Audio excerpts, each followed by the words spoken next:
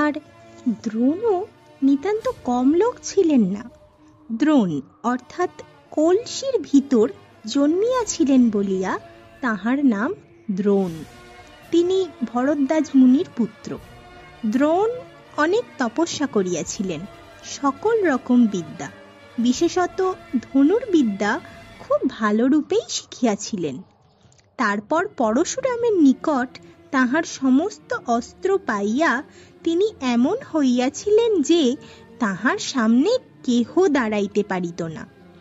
পাঞ্চাল দেশের রাজা পৃষতের পুত্র দ্রুপদের সহিত দ্রোণের ছেলেবেলায় বন্ধুতা হইয়াছিল। তখন দ্রুপদ দ্রোণকে বলিয়াছিলেন, বন্ধু, আমি রাজা হইলে সত্য করিয়া বলিতেছি, আমার যাহা কিছু সব তোমারই হইবে। সেই ছেলেবেলার কথা দ্রোণের মনে ছিল। বড় হইয়া দ্রোণ কৃপাচার্যের ভগিনীকে বিবাহ করেন এবং অশ্বত্থামা নামে তাহার একটি পুত্র হয়। দ্রোণ অতিশয় দরিদ্র ছিলেন। ছেলেকে দুধ কিনিয়া খাওয়াইবার শক্তি তাহার ছিল না। অন্য ছেলেদিগকে দুধ খাইতে দেখিয়া একদিন অশ্বত্থামা কাঁদিতে লাগিলেন। সেই ছেলেরা পিঠালি গোলা জল আনিয়া তাহাকে বলিল, এই দুধ খাও। অশ্বত্থামা সেই পিঠালির জল খাইয়াই দুধ খাইয়াছি বলিয়া নাচিয়া অস্থির। তখন ছেলেরা হাততালি দিয়া বলিল, ছি ছি, তোর বাপের পয়সা নাই, তোকে দুধ কিনিয়া দিতে পারে না। ইহাতে দ্রোণের মনে খুব কষ্ট হওয়ায় তিনি দ্রুপদের সেই ছেলেবেলার কথাগুলি মনে করিয়া ভাবিলেন, একবার বন্ধুর কাছে যাই, এ দুঃখ দূর হইবে। দ্রোণ অনেক আশা করিয়া দ্রুপদের কাছে গেলেন, কিন্তু দ্রুপদ আর সে দ্রুপদ নাই। বড় হইয়া আর রাজ্য পাইয়া তিনি আর এক হইয়া গিয়াছেন। দ্রোণ বলিলেন, বন্ধু, সেই যে তুমি বলিয়াছিলে রাজা হইলে আমাকে কত সুখে রাখিবে, তাই আমি আসিয়াছি।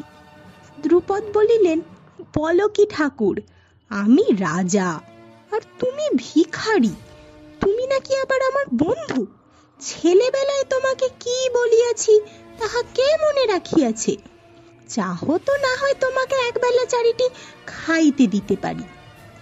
এইরূপ অপমান পাইয়া দ্রোণ সেখান হইতে হস্তিনায় চলিয়া আসিয়াছেন, আর মনে মনে প্রতিজ্ঞা করিয়াছেন যে ইহার শোধ লইতে হইবে। হস্তিনায় আসিয়া দ্রোণ যুধিষ্ঠির, দুর্যোধন প্রভৃতির গুরু হইলেন। তাহাদিগকে তিনি বলিলেন, বাছা সকল, আমি খুব ভালো করিয়া তোমাদিগকে ধনুর্বিদ্যা শিখাইব, কিন্তু শেষে তোমাদিগকে আমার একটা কাজ করিয়া দিতে হইবে। এ কথায় সকলেই চুপ করিয়া রহিল। কেবল অর্জুন বলিলেন, হ্যাঁ গুরুদেব, আপনার কাজ অবশ্যই করিয়া দিব। আহা, এই কথাগুলি না জানি বুড়ার কাছে কতই মিষ্ট লাগিয়াছিল। তিনি অর্জুনকে জড়াইয়া ধরিয়া চোখের জলে তাহাকে ভিজাইয়া দিলেন। রাজপুত্রদের শিক্ষা আরম্ভ হইল। দ্রোণের কাছে শিক্ষা পাইবার লোভে বাহিরেরও দু একটি রাজপুত্র আসিলেন। আর একটি ছেলে আসিলেন, তাহার নাম কর্ণ। লোকে বলে কর্ণ অধিরথ নামক এক সারথীর ছেলে। কর্ণের সঙ্গে প্রথম হইতেই অর্জুনের শত্রুতা হইয়া গেল। কর্ণ অর্জুনের সঙ্গে বড়ই রেষারেষি করেন, আর দুর্যোধনের সঙ্গে জুটিয়া যুধিষ্ঠির আর তাহার ভাইদিগকে অপমান করেন। যাহা হোক, অর্জুনের সমান কেহই শিখিতে পারিল না। শিখিবার জন্য তাহার যত্ন দেখিয়া দ্রোণ বলিলেন, তোমাকে আমি এমনই ভালো করিয়া শিখাইব যে তোমার সমান আর পৃথিবীতে কেহ থাকিবে না। ছেলেদের শিক্ষা বেশ ভালো করিয়াই হইল। দুর্যোধন আর ভীম গদা খেলায় খুব মজবুত হইলেন। নকুল সহদেব খড়গ, রথ চালাইতে যুধিষ্ঠির, আর ধনুকে যে অর্জুন তাহা বুঝিতেই পারো। ভীম আর অর্জুনের ক্ষমতা দেখিয়া ধৃতরাষ্ট্রের পুত্রেরা আর হিংসায় বাঁচে না। ইহাদের পরীক্ষা লইবার জন্য দ্রোণ চুপি চুপি এক কারিগরকে দিয়া এক নীল পক্ষী প্রস্তুত করাইলেন। তারপর সেটাকে এক গাছের আগায় রাখিয়া রাজপুত্রদিগকে ডাকিয়া বলিলেন, তোমরা তীর ধনুক লইয়া প্রস্তুত হও। একবার এক একজনকে আমি তীর ছুঁড়িতে বলিব। আমার কথা শেষ হইতে না হইতে তাহাকে ওই পাখিটার মাথা কাটিয়া ফেলিতে হইবে। সকলের আগে যুধিষ্ঠিরের ডাক পড়িল। যুধিষ্ঠির ধনুক উঠাইয়া পাখির দিকে তাকাইয়া প্রস্তুত। দ্রোণ জিজ্ঞাসা করিলেন, কি দেখিতেছ?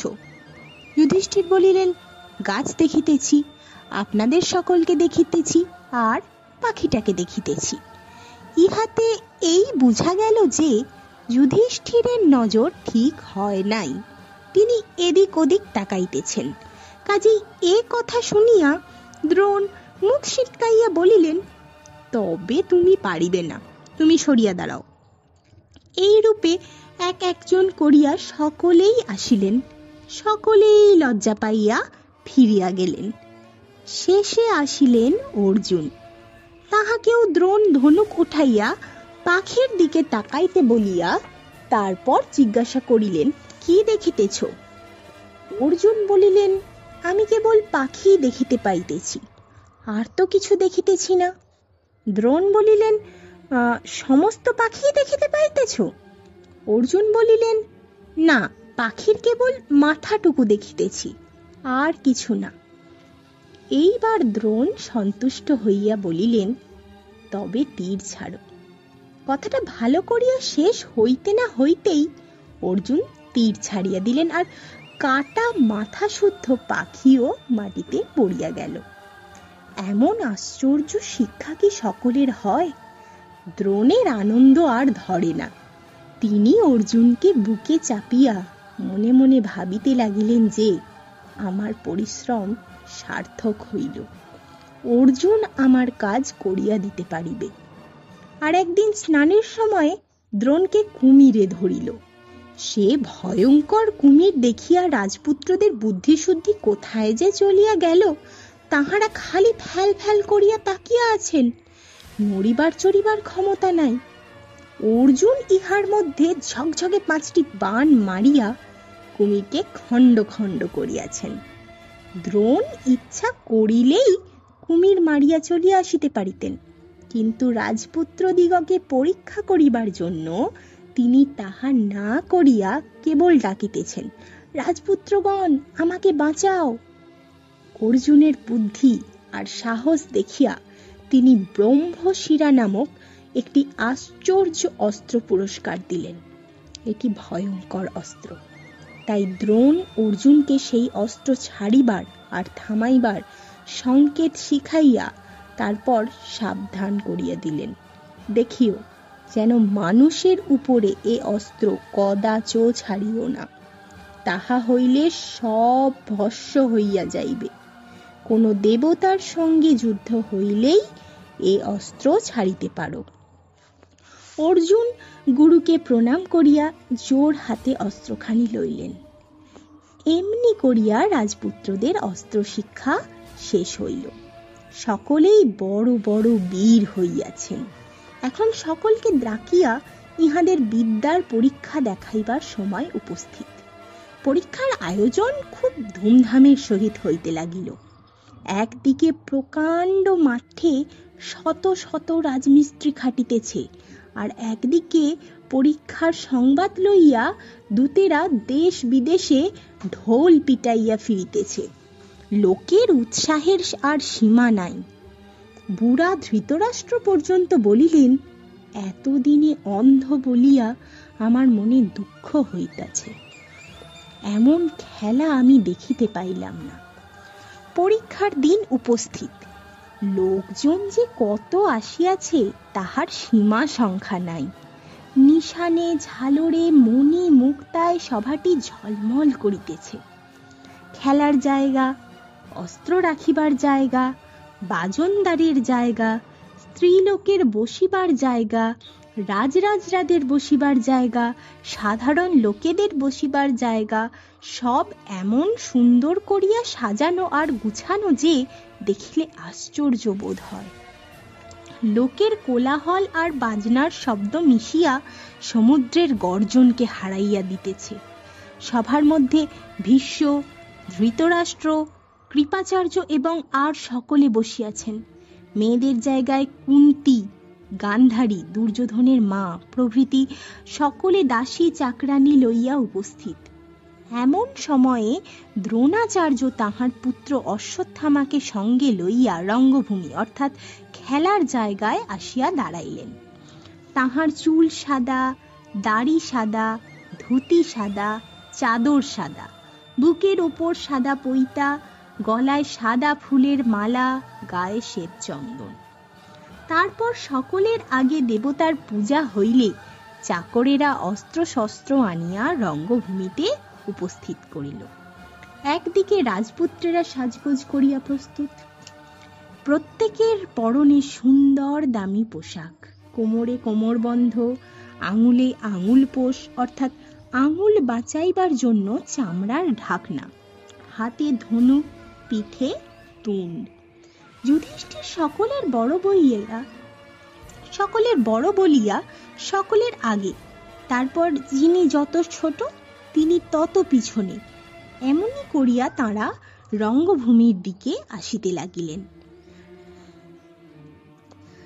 রাজপুত্রদের সুন্দর পোশাক আর উজ্জ্বল চেহারা দেখিয়া সকলেই আশ্চর্য হইল।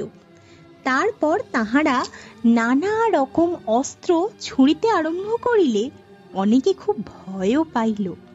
সেদিন দুর্যোধন আর ভীমের গদা খেলা বড়ই অদ্ভুত হইয়াছিল। এমন খেলা আর কেহ দেখে নাই।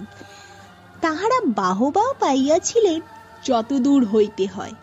এদিকে তাহাদের হাতির মতো গর্জন শুনিয়া দ্রোণ একটু ব্যস্ত হইয়া উঠিলেন। ইহার পরই হয়তো ইহারা চটিয়া গিয়া মুশকিল বাঁধাইবেন, কাজেই তাড়াতাড়ি ইহাদিগকে থামাইয়া দিতে হইল।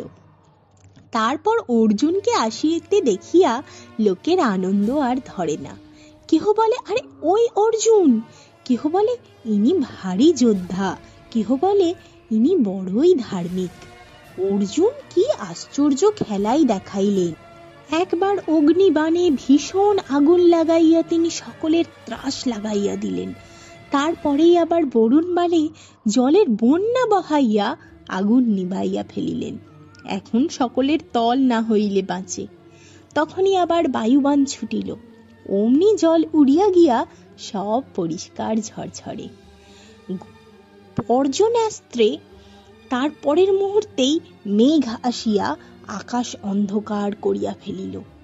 ভৌমাস্ত্র মারিয়া তিনি মাটির ভিতর ঢুকিয়া গেলেন।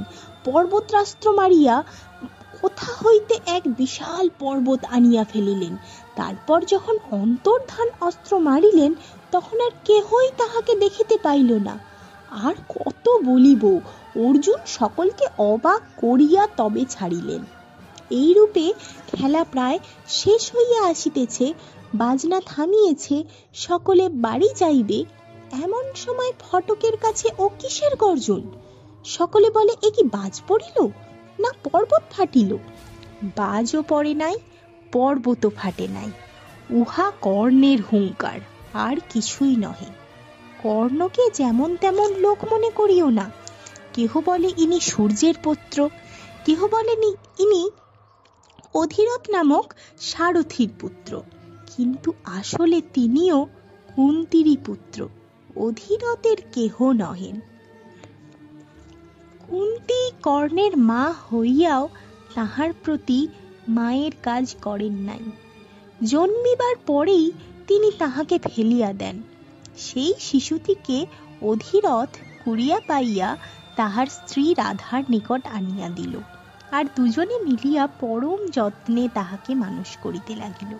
নিজেদের ছেলে পিলে নাই, তাই এমন সুন্দর শিশুটিকে পাইয়া তাহারা ভাবিল যেন দেবতা দয়া করিয়া তাহাদিগকে একটি পুত্র দিলেন। তখন হইতেই লোকে ভাবে যে কর্ণ অধিরথ আর রাধার ছেলে। কর্ণও ইহাদিগকে পিতা মাতার মতন মান্য করেন আর ভালোবাসেন। কিন্তু তিনি জানেন না যে তিনি যুধিষ্ঠিরদের ভাই। জন্মাবধি কর্ণের কানে কুণ্ডল আর পরনে কবচ অর্থাৎ বর্ম বা যুদ্ধের পোশাক ছিল। দেখিতে তিনি খুব উঁচু, খুব সুন্দর আর খুব ফর্সা, গায়ে সিংহের মতো জোর। তাহাকে দেখিয়াই সকলে ইনি কে বলিয়া বড়ই ব্যস্ত হইয়া উঠিল। কর্ণ বড়ই অহংকারী।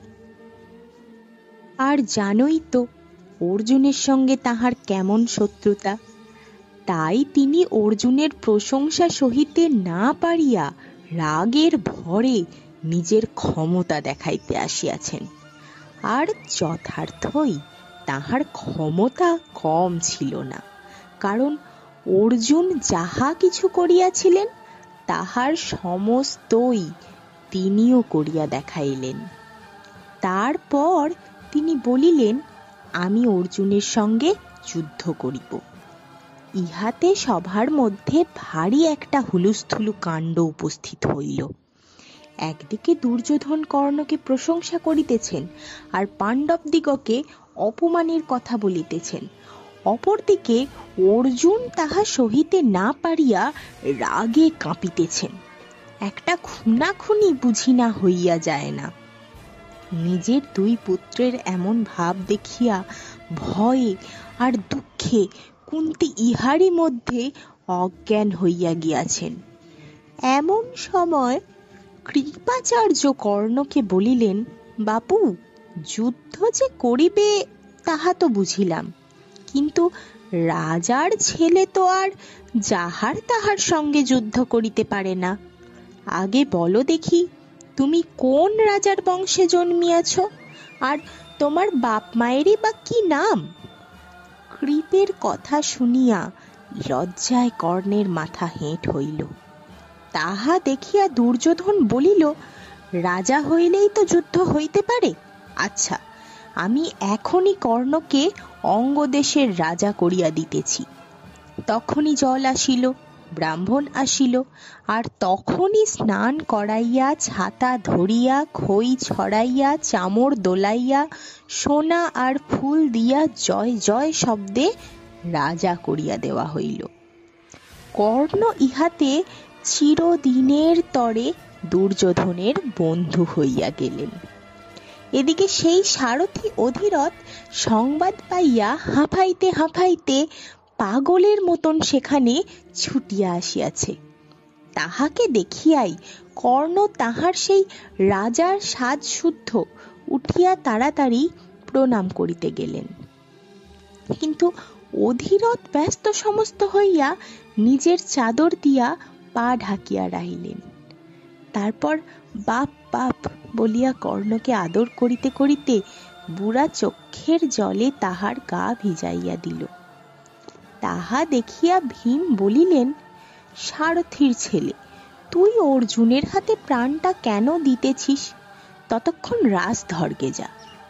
তখন রাগে কর্ণের ঠোঁট কাঁপিতে লাগিল। দুর্যোধন পাগলা হাতির মতো খেপিয়া উঠিয়া বলিলেন, কর্ণ রাজা হওয়াতে যদি কাহারও আপত্তি থাকে, আসিয়া যুদ্ধ করো। ভাগ্যিস তখন সন্ধ্যা হইয়া আসিয়াছিল, নহিলে সেদিন কি হইত কে জানে। সন্ধ্যা হওয়ায় কাজেই সকলকে ঘরে ফিরিতে হইল। বিপদও কাটিয়া গেল। শিক্ষা শেষ হইলে গুরুকে দক্ষিণা দিতে হয়। রাজপুত্রদেরও শিক্ষা শেষ হইয়াছে, এখন দক্ষিণা দিবার সময়। দ্রোণ রাজপুত্রদিগকে বলিলেন, তোমরা পাঞ্চাল দেশের রাজা দ্রুপদকে আনিয়া দাও, ইহাই আমার দক্ষিণা। সে কথায় রাজপুত্রেরা তখনই দ্রোণকে লইয়া দ্রুপদের সঙ্গে যুদ্ধ করিতে চলিলেন। দুর্যোধন, কর্ণ, দুঃশাসন ইহাদিগকে পাণ্ডবদের আগে যুদ্ধ করিবার জন্য বড়ই ব্যস্ত দেখা গেল। ইচ্ছা যে বাহাদুরিটা তাহাদেরই হয়। পাণ্ডবদের তাহাতে কোনো আপত্তি ছিল না, কাজেই তাহারা দ্রোণের সঙ্গে একটু পিছনে থাকিলেন। কিন্তু দুর্যোধনেরা অনেক যুঝিয়াও বেশি কিছুই করিতে পারিলেন না। এবং পাঞ্চালেরাই যেন মার মার করিয়া আরো তেজের সঙ্গে যুদ্ধ করিতে লাগিল। তাহাদের গর্জন এমনই ভয়ঙ্কর হইয়া উঠিল যে তাহা শুনিয়া অর্জুন আর বসিয়া থাকিতে পারিলেন না। দ্রোণকে লইয়া পাণ্ডবেরা যুদ্ধে নামিলেন, কিন্তু দ্রুপদের লোকেরা তবুও ভয় পাইল না। ভীমের গদায় কত হাতি ঘোড়ার মাথা ফাটিল, রথ চুরমার হইল, সৈন্য পিষিয়া গেল। অর্জুনের বাণেও কত হাতি ঘোড়া সিপাহী সৈন্য কাটিল, তাহার লেখাজোখা নাই। কিন্তু দ্রুপদ কাবু হওয়া দূরে থাকুক, বরং ভীম অর্জুনকে প্রশংসা করিয়া আরো ঘোরতর যুদ্ধ আরম্ভ করিলেন। তাহার সেনাপতিরাও কম যুদ্ধ করিলেন না। যাহা হোক, অর্জুনের হাতে ক্রমে সকলেরই জব্দ হইতে হইল। শেষে রহিলেন কেবল দ্রুপদ। তাহারও ধনুক নিশান সারথি সব গিয়াছে। তখন অর্জুন ধনুক বাণ ফেলিয়া তলোয়ার হাতে সিংহনাদ পূর্বক এক লাফে তাহার রথে উঠিয়া তাহাকে ধরিয়া ফেলিলেন। দ্রুপদ মন্ত্রী সহ ধরা পড়িলেন, তাহার লোকজন পলাইয়া গেল। কাজেই যুদ্ধ মিটিল। ভীমের কিন্তু এমন একটুখানি যুদ্ধ একেবারেই ভালো লাগিল না। তাহার ইচ্ছা ছিল আরো অনেকক্ষণ যুদ্ধ করেন। দ্রুপদকে দ্রোণের নিকট উপস্থিত করা হইলে দ্রোণ তাহাকে বলিলেন, দ্রুপদ, তোমার রাজ্যও গিয়াছে, নগরও গিয়াছে, তোমার প্রাণ অবধি আমাদের হাতে। এখন আমাদের বন্ধুতার খাতিরে তুমি কি চাহো বলো। তারপর তিনি হাসিতে হাসিতে বলিলেন, ভয় নাই, আমি ব্রাহ্মণ, ক্ষমা করাই আমাদের স্বভাব। তাহা ছাড়া শিশুকাল হইতে তোমাকে ভালোবাসি। এখনো তোমার সঙ্গে আমি বন্ধুতাই করতে চাহি। তোমার রাজ্য এখন আমার হাতে, আমি তাহার অর্ধেক তোমাকে দিয়া অর্ধেক রাখিব। কেননা আমার একটু রাজ্য না থাকিলে আবার তুমি বলিবে যে তুই গরিব, তোর সঙ্গে বন্ধুতা করিব না। এখন হইতে গঙ্গার দক্ষিণ ধারে তোমার, উত্তর ধারে আমার জায়গা রহিল। কি বলো? দ্রুপদ আর কি বলিবেন? এইটুকু যে পাইয়াছেন ইহাই তো ঢের বলিতে হইবে। কাজেই তিনি সবিনয়ে দ্রোণকে ধন্যবাদ দিয়া দুঃখের সহিত ঘরে ফিরিলেন।